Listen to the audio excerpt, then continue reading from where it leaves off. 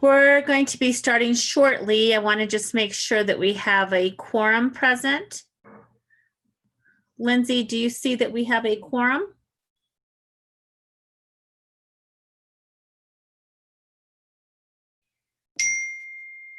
Sorry, Chair Gillette, I'm just getting Jim the information to get on to, he's from his phone. Let me see here. Supervisor Ryan is here. And looks like that's all I see. Yeah, that's all I see as well. So let's give it a couple of more minutes so that we can make sure that we have a quorum. And in the meantime, if I know you said you're getting Supervisor Parks on the line, and we can check in with Vice Chair Fowler and Supervisor Babbitt as well.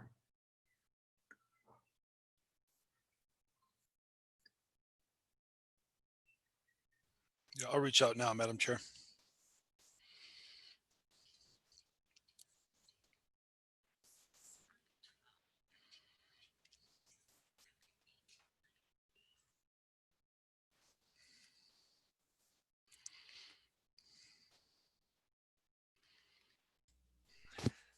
Well, didn't we have the parade this morning?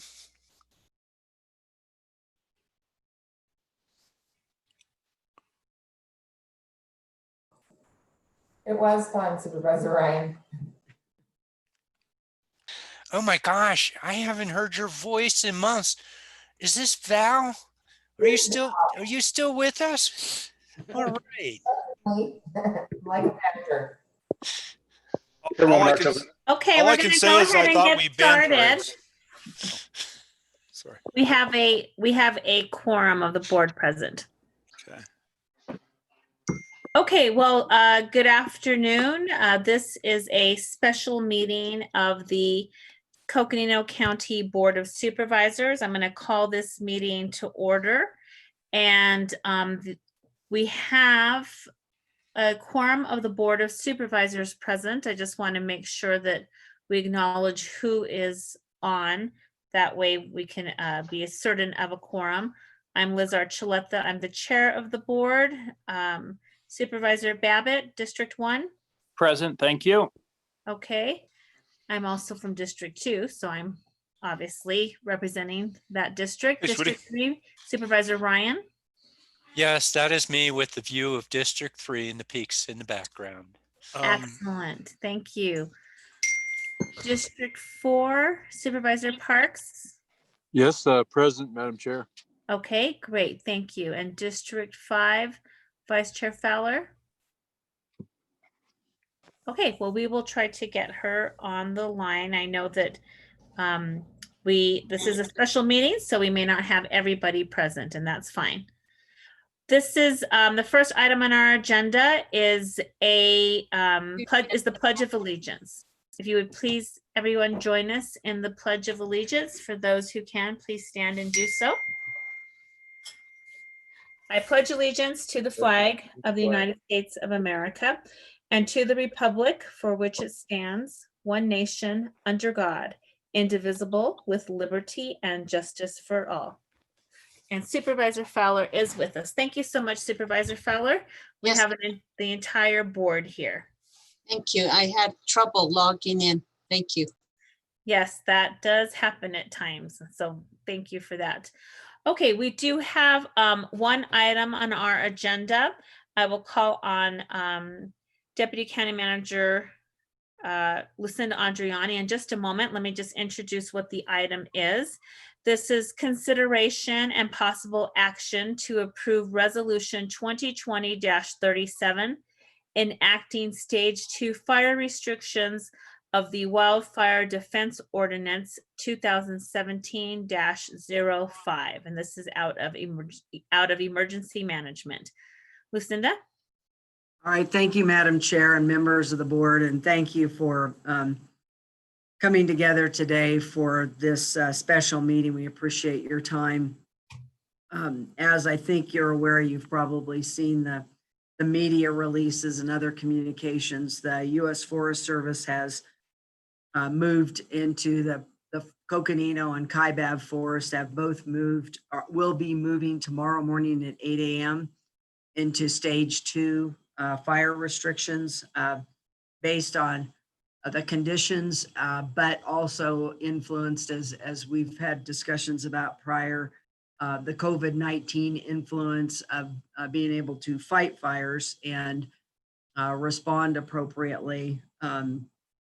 So they've made that decision to move into, again, tomorrow morning, beginning at tomorrow morning at 8 o'clock. So we wanted to bring forward to the board for consideration, also moving the unincorporated areas of the county into stage 2 fire restrictions as well. Going to turn it over to Emergency Management Director Todd Whitney, who's going to present this item and provide detail in terms of what does that mean in terms of specific restrictions. Thank you. Hi, good afternoon, and thank you, Lucinda, for that opening. Madam Chair, members of the board, Todd Whitney, Director of Emergency Management. Thank you for the opportunity to present today. Like Lucinda illustrated over the past couple of weeks, collaborators from Northern Arizona, to include all of our partners from Bureau of Land Management, the State Forestry, the Kaibab and Coconino National Forest, and along with the ABARS Forest, have had these conversations in light of COVID-19. It just exacerbates the opportunity for responding to wildland fires. So with that, the forest on the 13th, I just want to clarify, it will be the 13th at 0800, will enter stage 2 restrictions. We're already in a level of restrictions that has impacted campers, and we'll just add those little bit extra layers of protection to prevent the unneeded and unwanted wildland fire. Are there any questions at this time? Let me ask, any questions of the board? Okay, Madam Chair, yes, go ahead, Supervisor So- Babbitt. thanks. And this, if you want to wait on this as well, that's fine. But I do have a language question in the whereas, so you can tell me if you want me to bring that up now or if we're going to go through the ordinance that way. You tell me what you would prefer. Okay, let's see, Todd, or Lucinda, do we want to go through the act? Do we want to go through the ordinance so we can point out, so Supervisor Babbitt can point out what his question is? Certainly, that's fine. If you want Todd to review it, we can certainly do that. Or if you just want to move right into discussing if there's concerns about some specific language, happy to entertain that. Yeah, so Supervisor Babbitt, why don't you go ahead and say what it is that you want to say, and then we can put that into context as it's reviewed. That sounds great. And so, totally appreciate why we're here, support why we're here. I did have a conversation with a couple folks just about providing the greatest level of clarity as we can on what this means, and just was looking in the first whereas, not everyone speaks the language of what incorporated or unincorporated county lands are.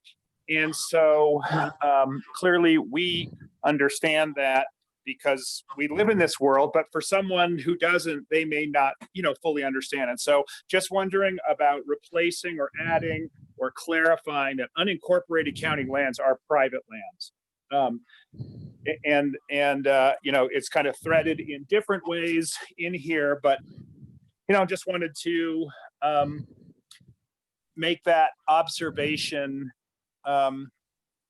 That we got to remember who we talk to on these things and the language that they speak and their understanding. So that was my comment / question.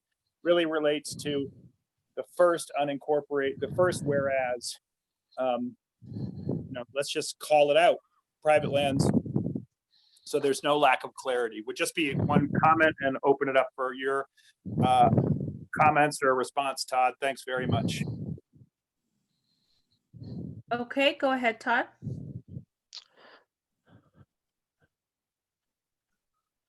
And maybe you're on mute. We can't hear you. I'm just trying to get back to the where I was. Excuse Oh, me. sure, sure. No, no problem. No, I lost connectivity with my computer, so I'm on my phone now, and my apologies. I was texting Lindsay to see if she would not, she'd be possible for her to read the resolution on my behalf. Oh, sure. And then maybe we could post it. Let's see, can somebody share their screen with it? That would be helpful. Madam Chair, this is Eric. I'll get it pulled up here and get it up in just a second. Okay, sure. Yeah, no problem. So while we're on that, Madam Chair, while Oh, he's yes, go pulling that ahead. up, if you're going that far, then the unincorporated areas of private lands outside municipalities, which are cities. So anyway, just to add to that, if we're going with that kind of clarity. Mhm. You know, and I do want to, and I'm just going to jump in. Sorry, Madam Chair. I mean, I agree. We can take it far, but it just has to be super clear in the messaging. I'm not saying it has to be embedded in here, but because, you know, at the end of the day, probably not that many people read the resolution. It's more about the press and communication. Right. You know, so I just want to bring it up because it was someone brought it up to me, and it was just, it's a great point. You know, we need to be super clear. Absolutely. Supervisor Babbitt, I'll work with Eric on presenting that language or pushing it out.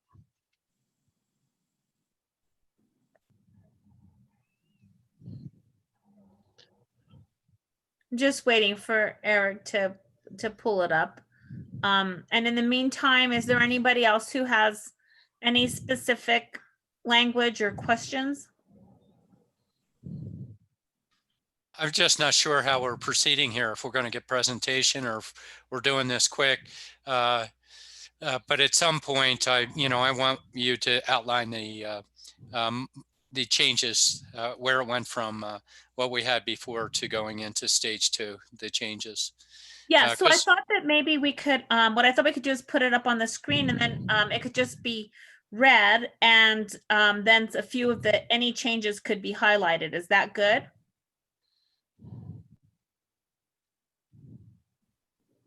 If you're asking me, yes, sure, that works easily. And then, yeah, because it gets confusing when you read our ordinance. There's a replication. When you're in phase 1, you then go to phase 2, and they're the same things, but they're different things. And so, there's a tedium associated with extracting what is the modification. And that's what I'm looking for, just so that it can be expressed during the public meeting and people get reminded of what that is, including myself. Madam Chair, if I can just, I did add 2 different pieces of public literature to kind of extrapolate or to pull out what does this really mean? And so there's a 2-page addition into your packet along with a 1-page flyer.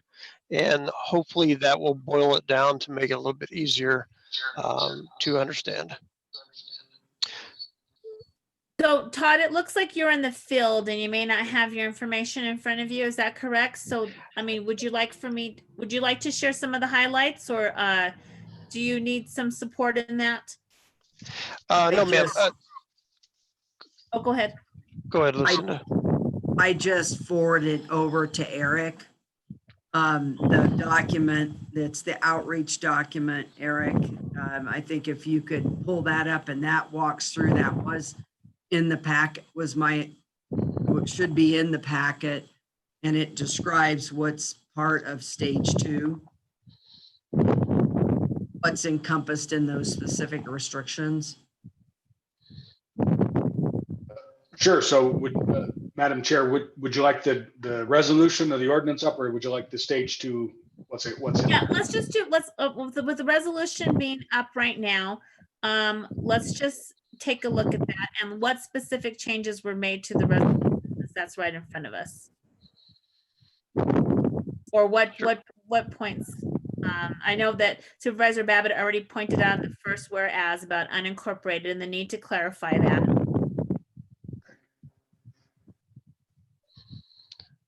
Madam Chair, would you like for me to read the? Sure, Go ahead.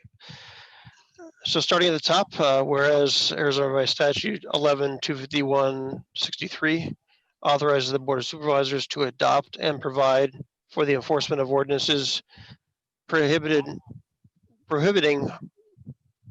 open fires and campfires and other activities contributing to the wildfires on designated lands in the unincorporated areas. So I believe we could add into that part a little bit more description of the county where determination of emergency is issued by the county emergency management director, and the board deems it to be necessary to protect the public's health and safety on those lands. And whereas on May 3rd, 2017, the Board of Supervisors adopted ordinance 2017-05, the current wildfire defense ordinance. And whereas wildfires are an extreme hazard to Coconino County, its residents, public and private property, and the tourism industry and local economy. And whereas during the time of fire restrictions as determined by the Board of Supervisors or emergency management director, any fire or fire producing activity in the unincorporated areas of the county will be subject to this ordinance and the exemptions contained therein. And whereas pursuant to section 10 of the ordinance, following the report of the director, the Board of Supervisors may determine that a fire ban is warranted and may issue an order enacting the fire ban. And whereas on June 12th, 2020, in a duly held and noticed public meeting, the Director of Emergency Management presented a report to the Board of Supervisors identifying, sorry, my phone just jumped. So we want to make that June 11th, we're referring to today's meeting, right? That's correct. Okay, so we'll need to make a correction there, make it June 11th. Todd, what? So you don't have to read on the phone. I'll just pick it up from here if that works. Thank you very much. Whereas on June 11th, 2020, in a duly held and noticed public meeting, the Director of Emergency Management presented a report to the Board of Supervisors identifying significant factors throughout the region and recommended the county implement stage 2 fire restrictions as provided in the ordinance. And whereas the report provided by the Director of Emergency Management containing determinations as described in section 9 of the ordinance, the Board of Supervisors has determined that the current conditions are such that a fire ban through stage 2 fire restrictions is warranted. And whereas on April 28th, 2020, prior to the existence of the current conditions, Coconino County Board of Supervisors issued a proclamation temporarily banning campfires in the unincorporated areas of the county under authority of Resolution 2020-23, declaring the COVID-19 pandemic a local emergency in response to the impact of the COVID-19 pandemic and fire restrictions issued by the United States Forest Service. And whereas said proclamation is not necessary while the wildfire defense ordinance is in effect. Now therefore be it resolved that the Coconino County Board of Supervisors that stage 2 fire restrictions are ordered to apply to the unincorporated jurisdiction of Coconino County, that such restriction shall be effective immediately upon approval of this resolution, that progression and regression between stages shall occur according to section 11 of ordinance 2017-05, and be it further resolved by the Coconino County Board of Supervisors rescinding the proclamation banning campfires dated April 28th, 2020, passed and adopted this 11th day of June 2020.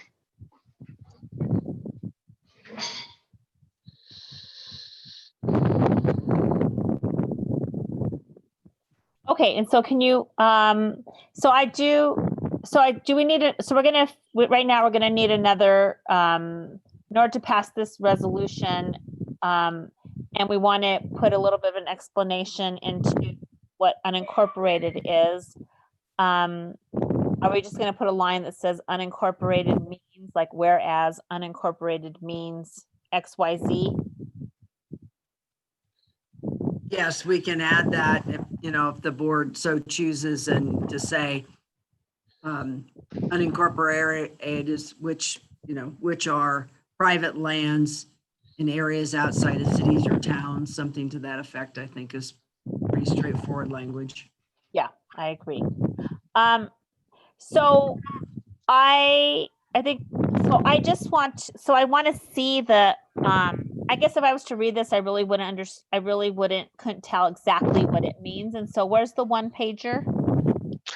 It should be in your packet, ma'am. Yeah, if no, you but I have want to that. put it up on the screen for the, just for Is the this- public's view. Can you do that, Eric? I certainly can. Todd, is this the wildfire defense ordinance, the one pager? There's a one pager that would be something we could put on windows or posters or as part of a campaign. The other one is a two pager and it was authored by Blake last year. So both of those give good substance. Okay, I've got the two pager up, Madam Chair. I'll get that up here right now. And then I'll look for the one page. So I you just should be able to forwarded see- over to you, Eric, the Yep. description of the stage 2. I think this is the I two think it has, pager. there you go. That's it right there. It has stage 1, stage 2, and stage 3. And that gives the specifics in terms of, what's restricted and what is allowed. Okay, so in And I do have the one pager, ma'am, when you're ready. So okay, sure. So in stage, okay, I'll probably be ready for that in just a minute. But in stage 2, then, does that cooking allowed? Okay, I'm sorry, I'm got to move this over. Cooking with liquid gas fuel sources in clear areas. Does that allow for like propane grills on private property, like people's gas barbecue grills? It does permit for that. Yes, ma'am. Okay. All right. Does anybody have any questions? You can see the two side by side, the stage 1 and now the stage 2. Any questions?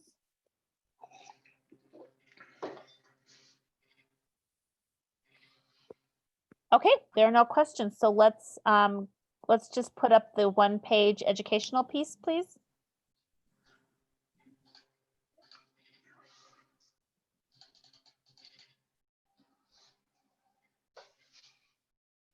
I think you should be able to see it now, Madam Chair. Yes, we do. So the stage 2 fire restrictions, it says the following are prohibited. All open fires and campfires, charcoal grills, outdoor smoking except in closed vehicles or developed campsite free from combustible material, outdoor mechanical and industrial operations, use of motorized vehicles off designated trails and roads, operating internal combustion engines without spark arresting devices, possessing, discharging, or using any type of firework by pyrotechnic device, explosive targets, and tracer round ammunition. Okay, and Todd, so this is going to be with the ordinance, and this is going to be sent out to the public. Is that the intention of this? Yes, it is, ma'am. And if I could just add the outdoor mechanical and industrial operations, there is a clause within the ordinance to allow for permitting of those entities still working on forest within a permit. So that would be specific to, so for example, forest restoration efforts, is that what? Correct. If they were, yes, ma'am. If they were within a fire district, they would contact that fire district to request that permit. If they were in an unincorporated area, they could reach out to our office. Our office would then author the exemptions to the fire restrictions, and that they would just in turn follow the industrial plans according to the Forest Service. Mm-hmm. Okay.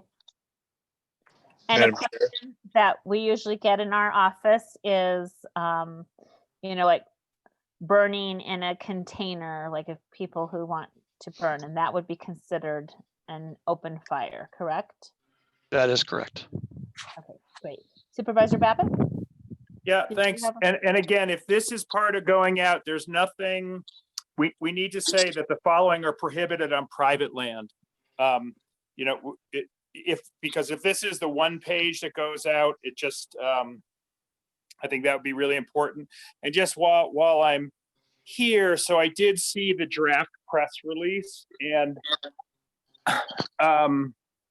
it's got to get the second sentence is just, it's really, people will be really, really confused because it says the ordinance applies to unincorporated areas and residences in the county that are not under the jurisdiction of a fire district. And we need to have it simple. It applies to all private land outside of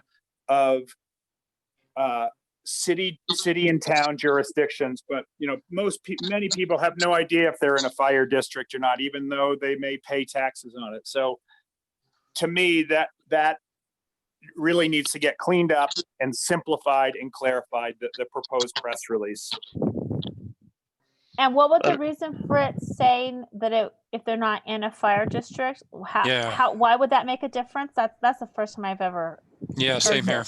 Yeah, it doesn't make a difference. It shouldn't make a difference other than what Todd referenced is there are certain exemptions that one can apply for, and that gets issued by either a special district or emergency management. There are some ranching and forest industry exemptions that can be asked for. But the press release, it needs to get. Chairman, this is Eric. Madam Chair, this is go Eric, ahead. and that's my fault that got put in there. We will clarify that. The public messaging will be very simple. We don't need to distinguish with the fire districts, and that it applies to unincorporated areas, including public land. Both on that and the flyer. So we don't need to drill down into the fire district level. Yeah, I think, that's great. And I think it'll just make it simpler and easier to read and digest who it applies to. So thanks for that. Okay, got it. Madam Chair, Yes, go ahead, Supervisor Parks. just to clarify what's been said, and Art alluded to it a little bit there. As far as ranching operations go, those will be permitted, I assume, to operate equipment, water trucks, and whatnot, pumps, wells, because these cattle are going to have water, and the sheep. So just to be clear, that does not include them. Is that correct? If you were to read into the ordinance a little bit further, it's any of those spark causing activities, welding on ranches, the hot pits they use for their branding. I think in 2 years I've issued one permit. So it's not often that we are asked for permits. Usually the ranching operations do other things besides the spark initiating operations till after the monsoon. Hopefully that helps. Okay, thank you, Eric. Thank you, Todd. Yes, I understand. Yep, there's always been a little confusion on ranches about this ordinance because they need to get out there and do what they need to do, and they do stop the welding operations. And by this time of the year, the branding is done, so that's not even a factor. But I just wanted to make sure that water trucks would be allowed to be operated and pickup trucks. Absolutely, sir. Yes. Okay, thank you.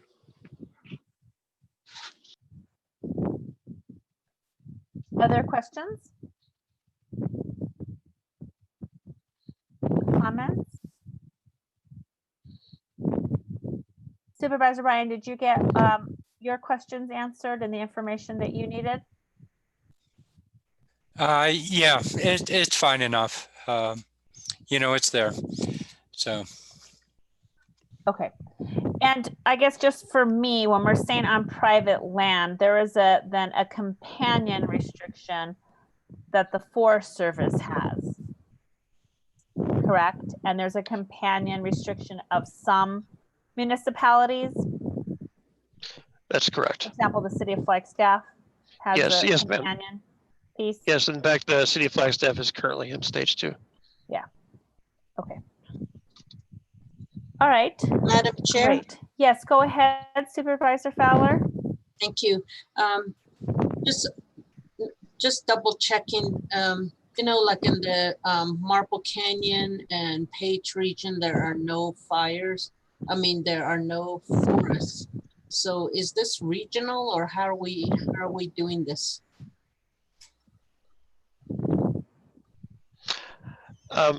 The way it's written, it would be countywide. If you would like for me to carve out that section, obviously it's something I can do. It does get back into the messaging and the public understanding of the ordinance. Be happy to do that though.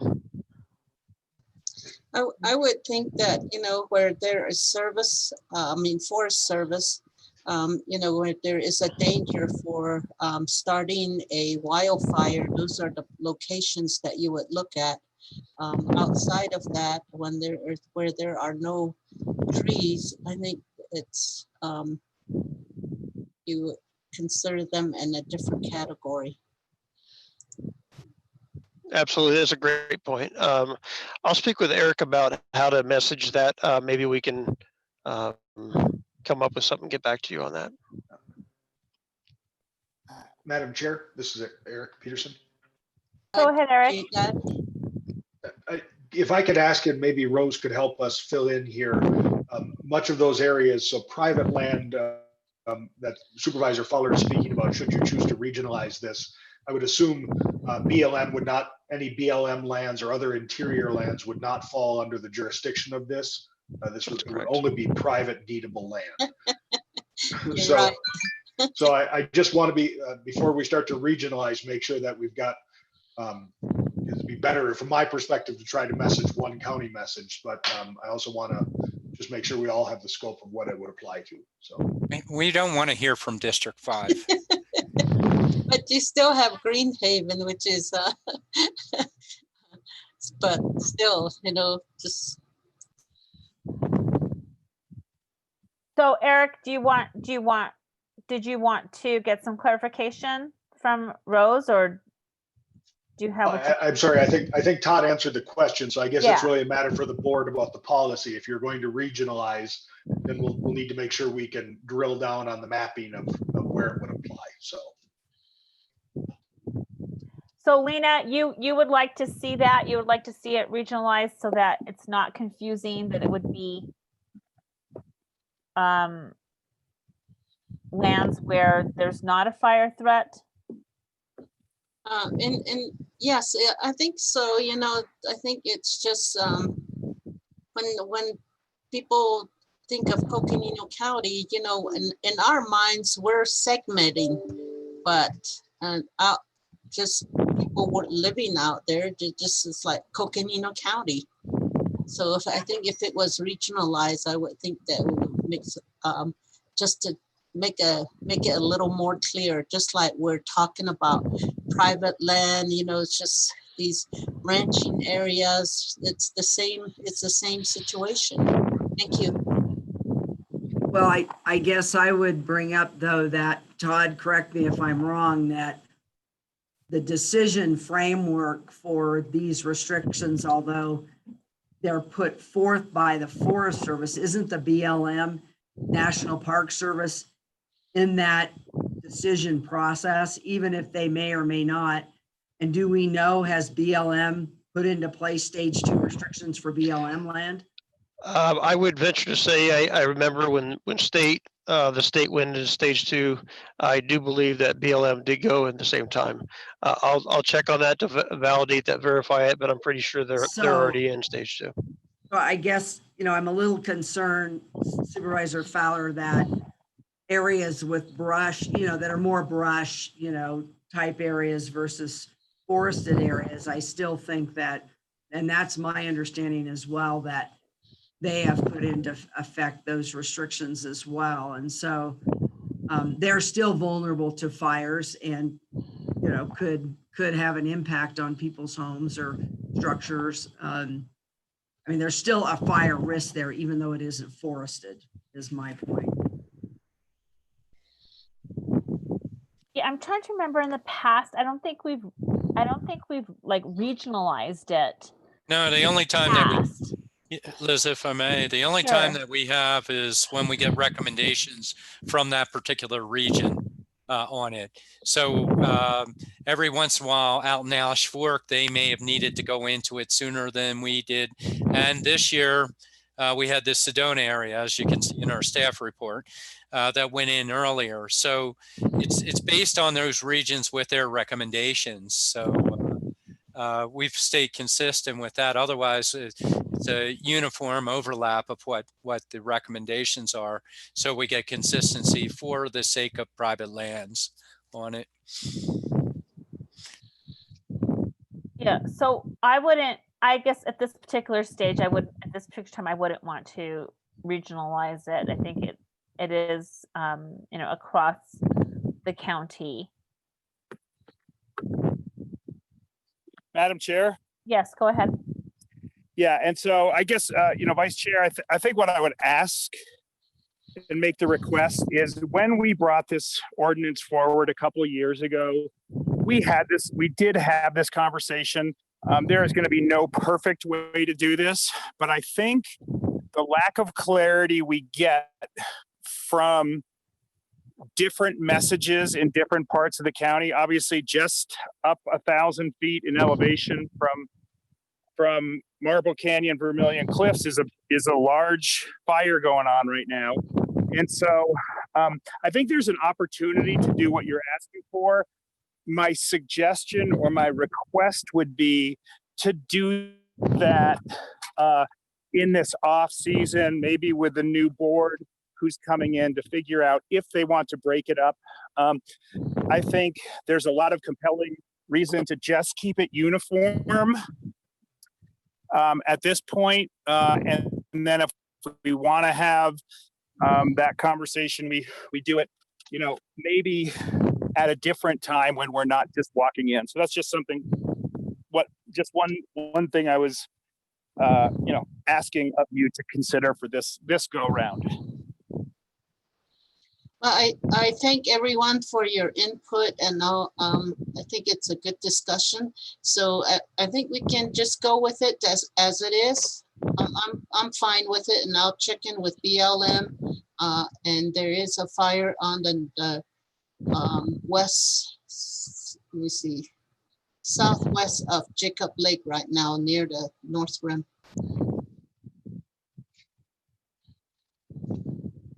Okay, great. It's in the Kaibab National Forest. Well, thank you for that, Supervisor Fowler, for that, and certainly we can have a discussion at another time about looking at this in a more regional point of view. But I think knowing what the weather conditions are going to be in the near future and just seeing how dry it is, I think going forth and erring on the side of caution for the entire county is a good thing. So are there any other questions? Is there any other presentation material before we go into board consideration and a vote? No, ma'am, my presentation is ended. I did have a couple other pieces within the packet for your leisurely reading if you'd like. Okay, great. Did you want to reference that at all, or you just want us to take a look at it? It was the ERC charts from the Coconino National Forest. It just gives the science behind, and as well as the Kaibab National Forest is also a separate addition to the packet. And that gives the science behind of what it is that we've been talking about the last couple of weeks amongst the cooperators, in addition to the COVID concern that we have with our firefighters. That was those pieces that I added into the packet were the decision points for moving into the stage 2 on the 13th. Okay. Thank you for that. And we do have them in front of us right now, which is for our information. And so thank you for that. Okay, is there any further discussion? If not, now would be the time to put forward a motion. Madam Chair, just one quick thing Yes. from from Public Affairs, we are happy, and we will we'll obviously get the press release, and Claire is making edits as we speak. We'll include the stage 2 restrictions, the one pager. We'll get that from emergency management, and will also be posted on the web in its own separate place, much like the the campfire proclamation was, so that people can easily find it and reference it. So, Okay, thank you. So is there a motion to approve resolution 2020-37 enacting stage 2 fire restrictions of the Wildfire Defense Ordinance 2017-05 with the word unincorporated further defined and the date change from June 12th to June 11th? So moved. This is Supervisor Matt Ryan, District 3. Okay, is there a second? Need to get off of mute if you're going to. Second, Supervisor Babbitt. Okay, thank you so much. There's a motion and a second. Any further discussion? All in favor of the motion, please say aye. Aye. Aye. Those Aye. opposed, please say nay. Hearing none opposed, passes unanimously. And I also just got a message that the BLM is in stage 2 restrictions. So this also mirrors that status that BLM is in. So yes, thank you. Thank you, Todd, for that. Madam Chair. Anything else? Madam Okay. Chair, Yes, Deputy County Manager Lucinda Andriani.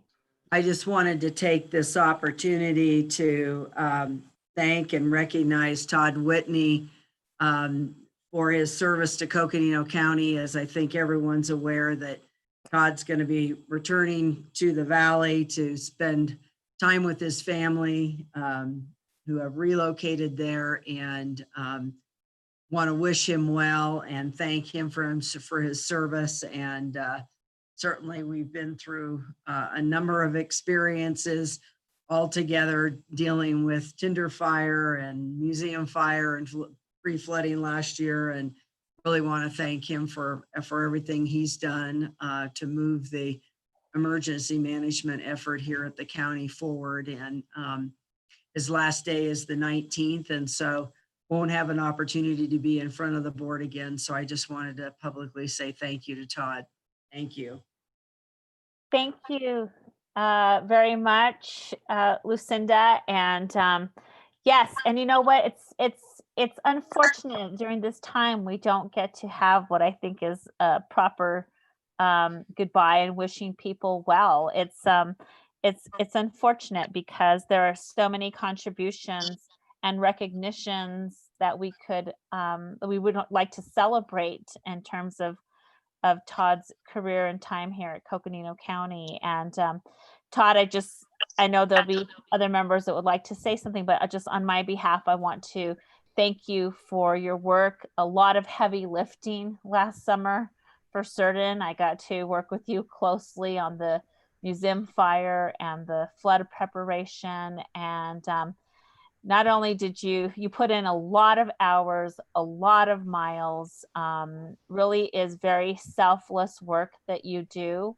I particularly want to thank you not only for your dedication and your professionalism and just the camaraderie that you've brought to your department, but I want to thank your family. I really want to thank your spouse and your family, and I've had the opportunity to meet them. They're just absolutely lovely, and it takes special people and a special support from family to be able to support you in the career that you have, because the hours are tremendous and the times are not convenient when you're called to do the work that you do during an emergency. And it can be extensive. Like last summer, it was practically all summer that you were, on 24/7. And so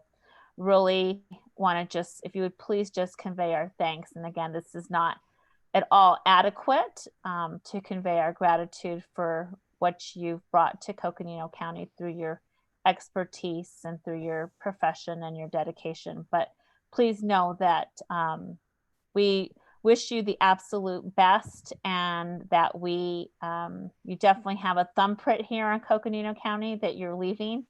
And I have immense gratitude for the work that you do. So thank you very much. Muchas gracias. Thank you. Thank you. Others? Yeah, if I may, Madam Chair. Absolutely. I Supervisor mean, it's Ryan? hard to follow up on those remarks because you're right on, Liz. But Todd, it's been a pleasure working with you, and I really appreciate everything that you've done.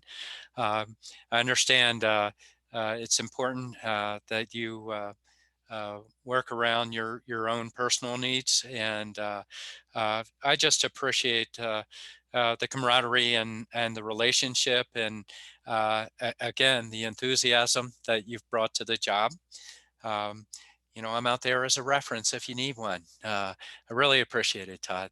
Thank you so much for everything. It's a shame we have COVID-19 going on, because I feel as though it's anticlimactic. I don't have an opportunity to fully express my appreciation, but I do. Thank you. Thank you, Mr. Ryan. And if I can just remark that it was memorable, the elk that we almost hit going down to tender fire. So. Yeah, I was thinking about. That's what was going through my head when Liz was speaking. I was thinking, and we had all the Tinder fire experiences, and we had to pull that new supervisor out from rescuing horses. What was his name? Wasn't it having to do with parks or something like that? It was fun. All right. Parks and Recreation. Parks and Recreation, yeah. Anybody else? Madam Chair. Yes, go ahead, Supervisor Parks. Thank you. Yeah, Todd, you know, you did a great job. You came on board and you were immediately thrown into the tinder fire, and you jumped in with both feet. You got that organized. You brought in the Blue Ox.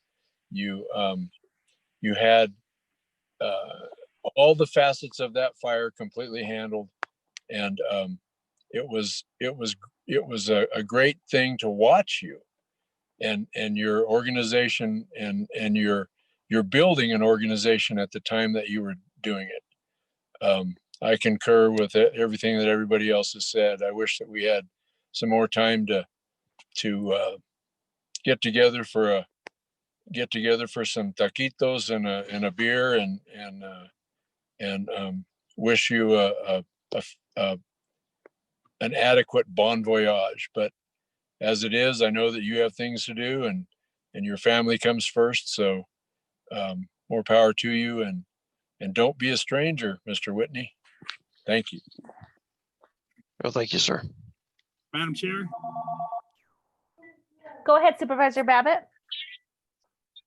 Yeah, thank you very much. I'm in a little bit of a funky zone here, so hopefully you can hear me, Todd. But you know, just echoing folks, I just really appreciate how you just walk through your work, and when you get something put in front of you, you just take it on. I will be really I'm indebted to you for your work around the Highway 180 issues and those weekly calls. You just stepped up. You were an important partner, and you made a big difference in making citizens feel like they mattered in that process. And around have a soup eye. We're still going to be working after you leave on that, and so will my successor. But I just really appreciate. I just like you a lot as a person. I like you a lot as a professional. And I'm gonna miss just your demeanor and banter that we have. So thanks for everything. Congratulations for making good decisions on understanding what our life is versus what our living is, and keeping your family squarely in that first slot. So best of luck to you, my friend, and we will stay in touch. Thank you very much, sir. Vice Chair Fowler. Yes, thank you. Todd, I have to say, I wish you were not leaving. I've really enjoyed working with you, and just think that you've done such a wonderful job. And So anyway, just wish you all the luck, everything that you're doing. Your professionalism is just amazing. And just the way that you greet everyone and put everyone at ease. And I think it's just really amazing. So just really thank you for everything that you've done and all the things that we've worked together on. Right now, we're, the North Rim is happening. We just had a meeting on the smoke impact that's going to be taking place on the, on Navajo Nation. Just met with the smoke, I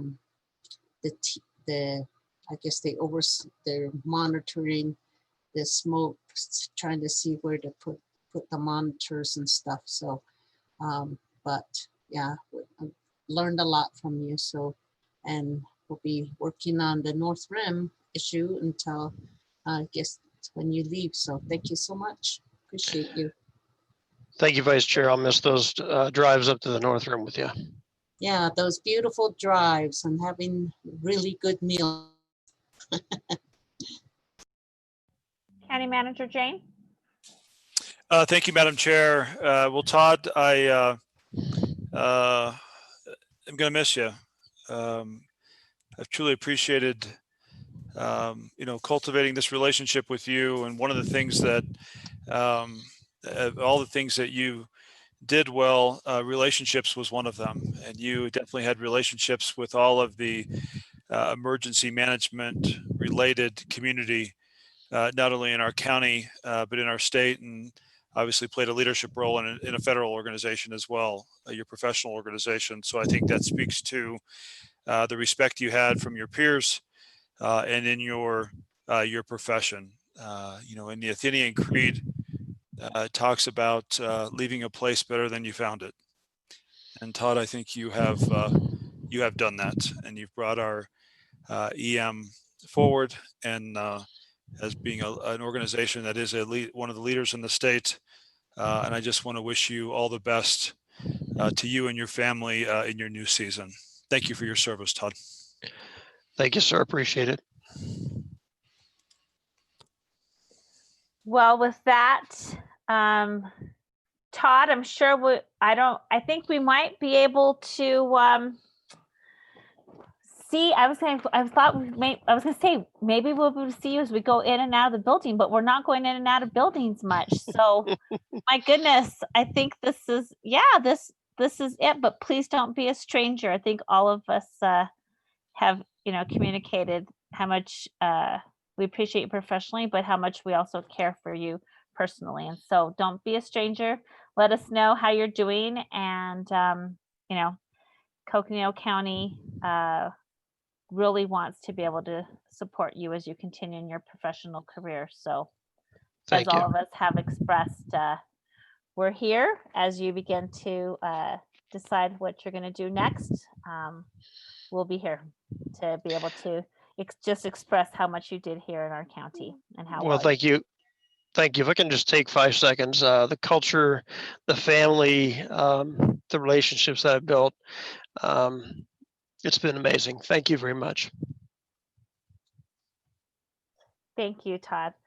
Well, with that, we will go ahead and adjourn this meeting. And thank you all for making the time to be on this special meeting. And Eric, we'll look forward to you getting the information out in a press release to notify the public of the board's action today.